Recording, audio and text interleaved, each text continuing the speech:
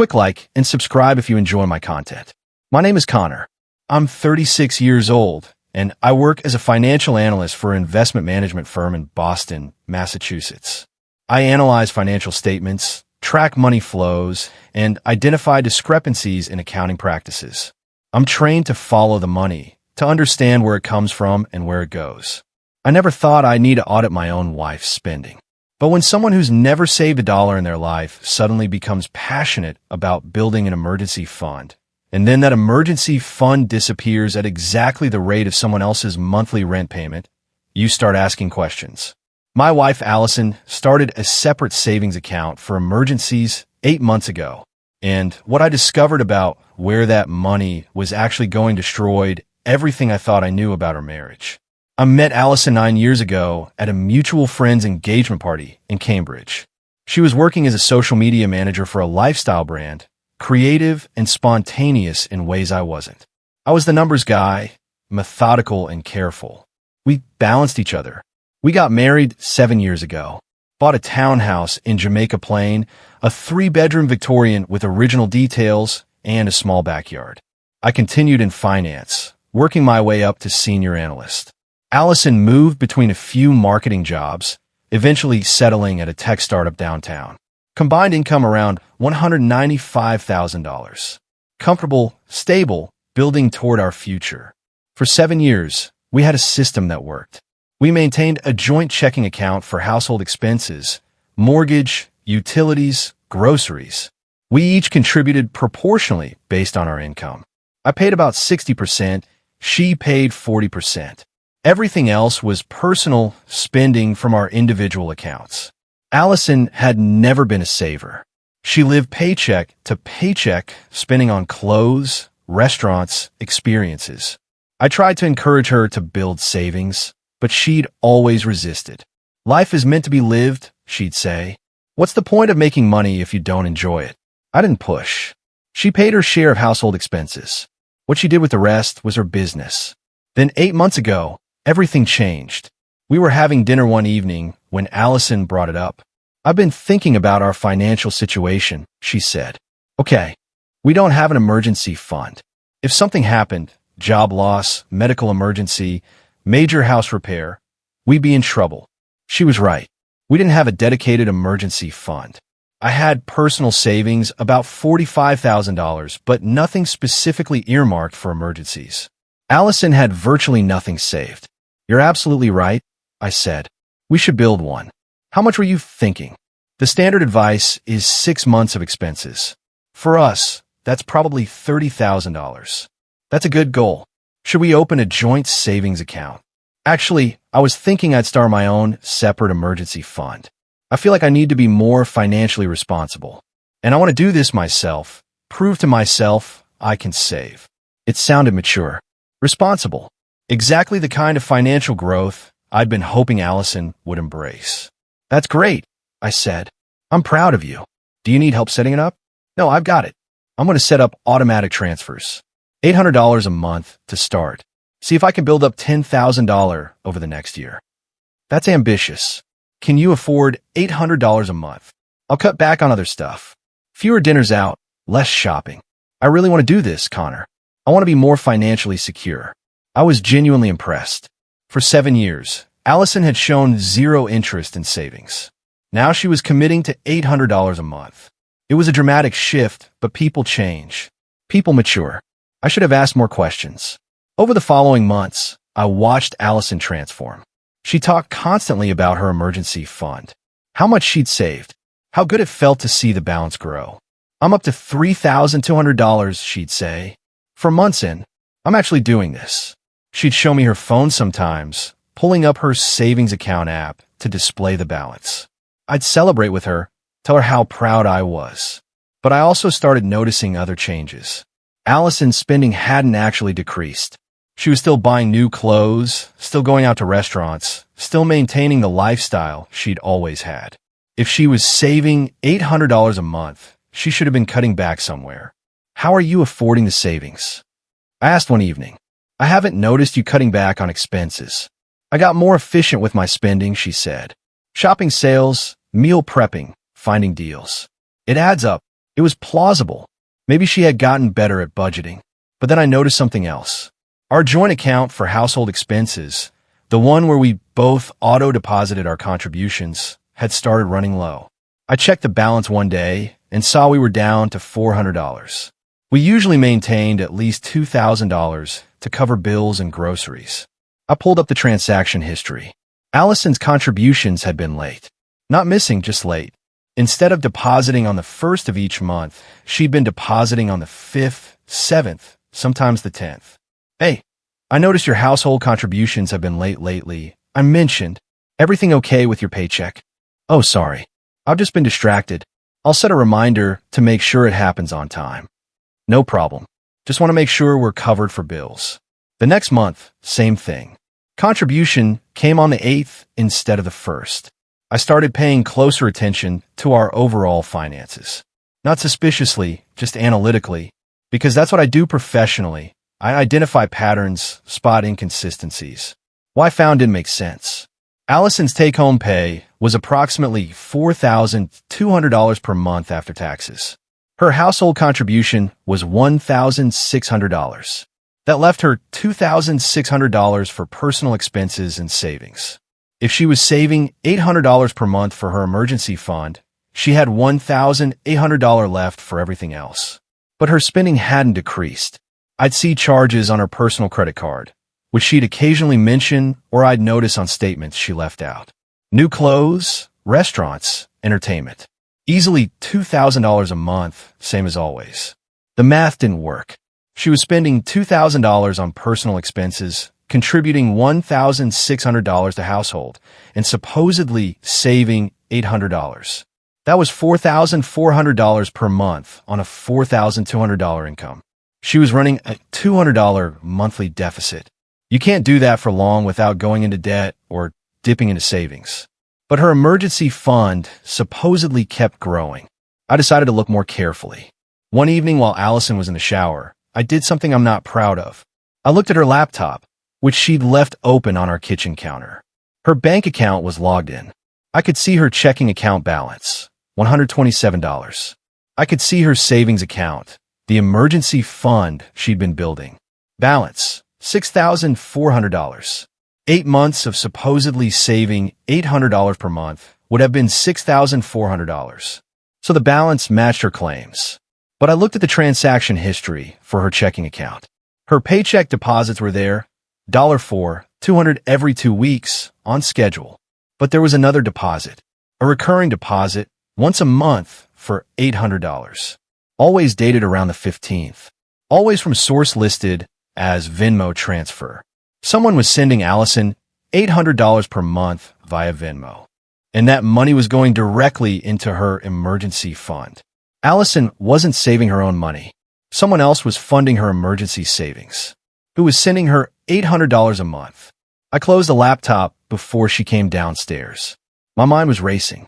Over the next few days, I watched more carefully. Allison's behavior around her phone, her laptop, her schedule, looking for something I'd missed. I found it 3 days later. Allison had left her phone on our kitchen counter while she ran outside to move her car for street cleaning. I picked it up. I knew her passcode. We'd always been open about that. And opened Venmo. There it was. The transaction history. Every month, someone named Jason K.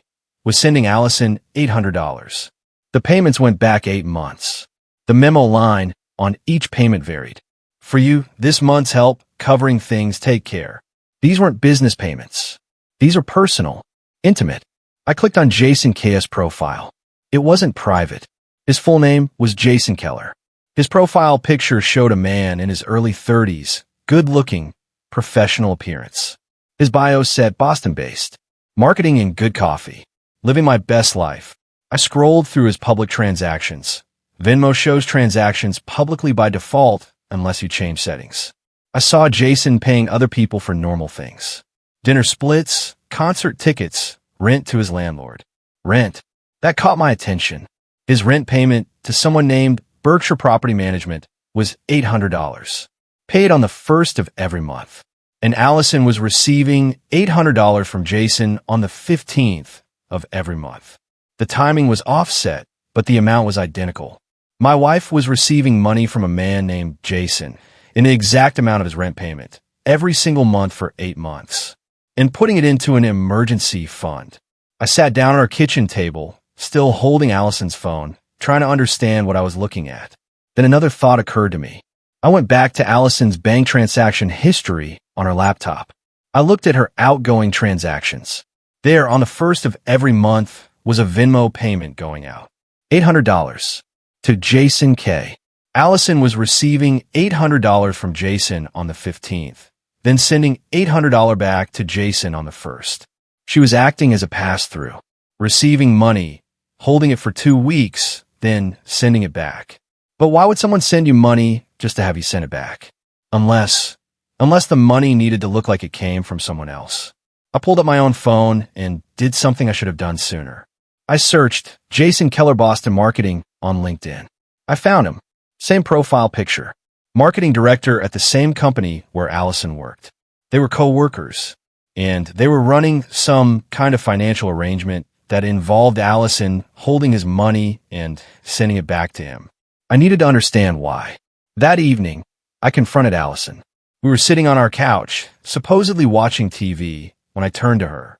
I need to ask you something, and I need an honest answer. She looked at me. Okay, who is Jason Keller? Her face went pale. What? Jason Keller. From your work. Who is he? He's a co-worker. Why?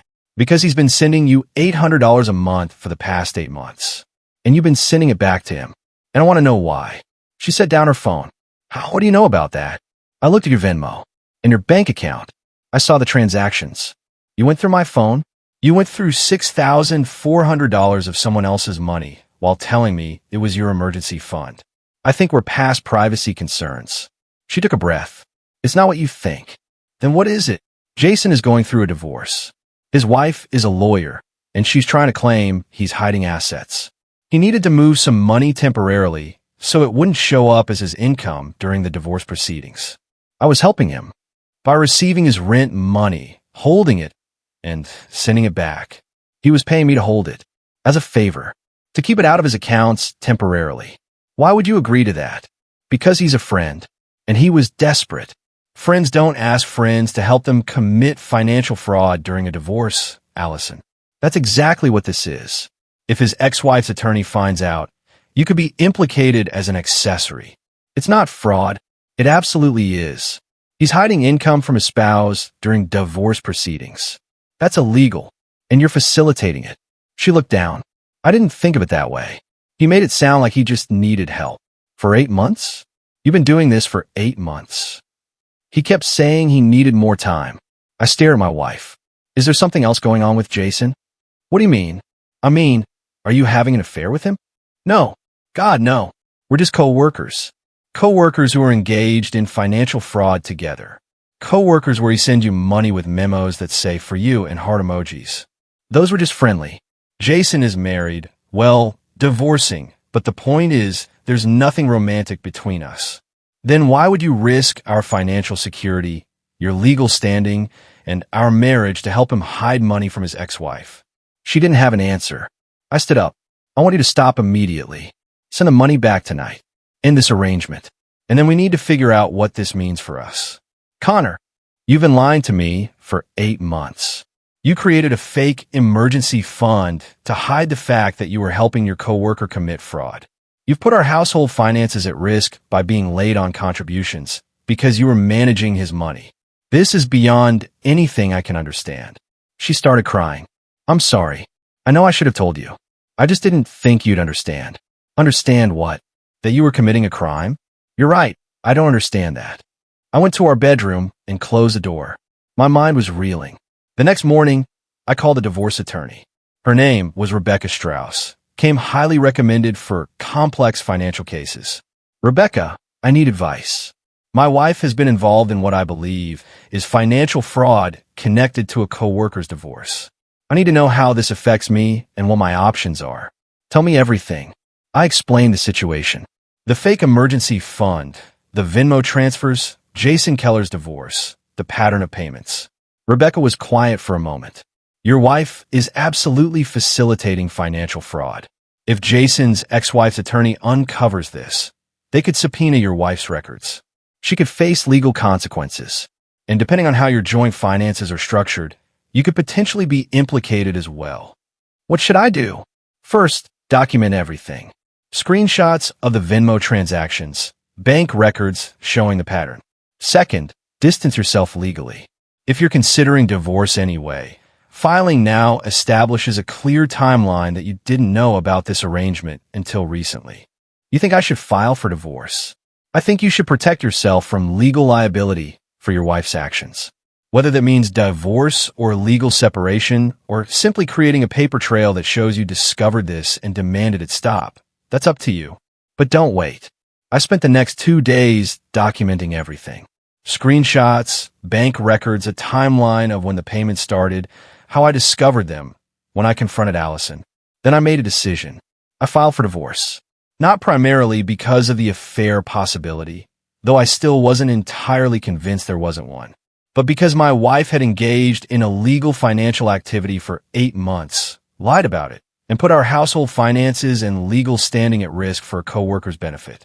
That wasn't a marriage. That was a liability. Allison was served papers a week later. She called me immediately. "You're divorcing me? Over this? Over the fact that you committed fraud for 8 months while lying to me about building an emergency fund?" "Yes. I ended it with Jason. I sent all the money back. It's over. But you did it for 8 months before that. And you only stopped because I caught you. That tells me everything I need to know about your judgment and your priorities. Connor, please. We can fix this." "No, we can't. You put us at legal risk to help someone else hide assets during a divorce. That's not something counseling fixes." The divorce moved forward. Massachusetts requires a waiting period, but we could handle property division in the meantime. Allison's attorney tried to argue for a 50-50 split of everything, including the house. Rebecca countered with the financial fraud evidence, the pattern of payments, the fake emergency fund, the legal liability Allison had created. My client was unknowingly married to someone engaged in facilitating financial fraud during divorce proceedings. That demonstrates extremely poor judgment and raises serious questions about Mrs. Connor's financial credibility. Allison's attorney tried to claim it was irrelevant to our divorce. Rebecca pointed out that in Massachusetts, the court could absolutely consider conduct during the marriage when dividing property. We settled after 2 months. I kept the house. I'd paid 65% of the down payment and the majority of the mortgage. We split other assets proportionally. No alimony for either party. 7 years of marriage ended because she created a fake emergency fund to help her coworker commit financial fraud during his divorce. And here's what I learned afterward, through mutual friends. Jason Keller's ex-wife's attorney did eventually uncover the money trail. Found the Venmo transactions to Allison. Jason had to explain to a judge why he'd been funneling money through a coworker. It didn't go well for him. The judge considered it evidence of financial fraud and ruled against Jason on several key property division issues. He ended up losing far more than he would have if he'd been honest from the beginning. And Allison ended up implicated in the court documents. Her name appeared in legal filings as someone who'd facilitated Jason's attempt to hide assets. She had to hire her own attorney to defend herself against potential charges. It cost her thousands of dollars and significant professional damage. Her company quietly let her go 6 months after the divorce. Not officially for the legal issues, but everyone knew why. All because she'd agreed to hold $800 a month for a coworker and told me it was an emergency fund. As for Jason, his divorce was finalized around the same time as ours. He moved to another city for a new job, probably trying to escape the professional fallout. I never found out definitively if Allison and Jason had been having an affair. She denied it. Jason denied it when questioned by attorneys. But I know this. You don't facilitate financial fraud for 8 months for just a coworker. There was something there. Maybe not physical, but emotional at minimum. Some kind of connection that made her willing to risk everything to help him. I rebuilt my life. Kept the house. Kept my job. Stayed away from anyone else's financial drama. About a year after the divorce finalized, I met someone new. Her name was Diana. She was a compliance officer for a bank, literally someone whose job was ensuring people followed financial regulations. On our third date, I told her about Allison. She created a fake emergency fund to hide the fact she was helping a coworker commit financial fraud during his divorce. Diana's eyes widened. Yep, that's several violations of banking regulations, divorce law, probably tax law, depending on how it was structured. I know. That's why I filed for divorce. I couldn't be married to someone with that kind of judgment. Diana nodded slowly. I don't blame you. Financial fraud isn't a small thing. It's a fundamental character issue. That's exactly what it was. She put me at legal risk to help someone else lie to their spouse. That told me everything I needed to know about her priorities. We've been together for over a year now. Diana is scrupulously honest about everything. Over-communicates about finances, if anything. I appreciate it more than she probably realizes. My wife started a separate savings for emergencies. The emergency was her boyfriend's or co-workers' rent. And the lie was everything in between. She told me it was her money, her discipline, her growth. It was someone else's money, someone else's fraud, and her willingness to risk everything we built for someone who wasn't even her spouse. The emergency fund was never for us. It was for him.